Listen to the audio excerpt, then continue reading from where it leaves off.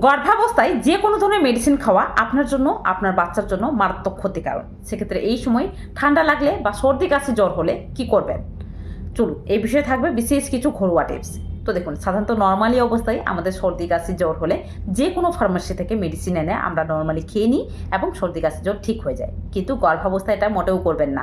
এটা করলে আপনার এবং আপনার বাচ্চার কিন্তু মারাত্মক ক্ষতি হতে পারে বা মিসক্যারেজের কারণ হতে পারে। সেক্ষেত্রে এই সময় কী করবেন, এই সময় প্রথমত যেটা করবেন সেটা হলো সর্দি কাশি জ্বর হয়েছে বা ঠান্ডা লেগেছে, এই সময় ভাপ নিন বেশি করে, মানে সারাদিনে 2 থেকে 3 বার করে ভাপ নিন। ফুটন্ত জলে ভাপ নিন, তবে অবশ্যই সাবধানে করবেন যাতে গায়ে ফুটন্ত জল না পড়ে।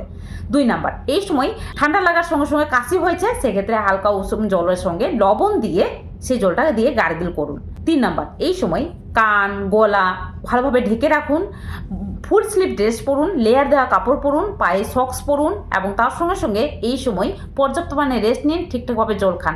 অবশ্যই জলটা যেন হালকা উষুম জল হয়। সারাদিনে অন্ততপক্ষে 2.5 থেকে 3 লিটার জল খাচ্ছেন কিনা এটি অবশ্যই খেয়াল রাখুন। ঠিকঠাকভাবে জল না খেলে এই ধরনের সমস্যা কিন্তু আপনার ক্ষেত্রে বেশি পাওয়া হবে। তো অবশ্যই এটি খেয়াল রাখবেন। কিন্তু আপনার ক্ষেত্রে কোনো মতোই যদি ঠিক না হয়ে থাকে, সেক্ষেত্রে অবশ্যই নিজস্ব গাইনোকোলজিস্ট বা নিজস্ব ডাক্তারের কাছে গিয়ে তার পরামর্শে মেডিসিন খাবেন। যে কোনো ডক্টরের পরামর্শে বা যে কোনো ফার্মেসি থেকে এনে মেডিসিন ভুলেও খাবেন না।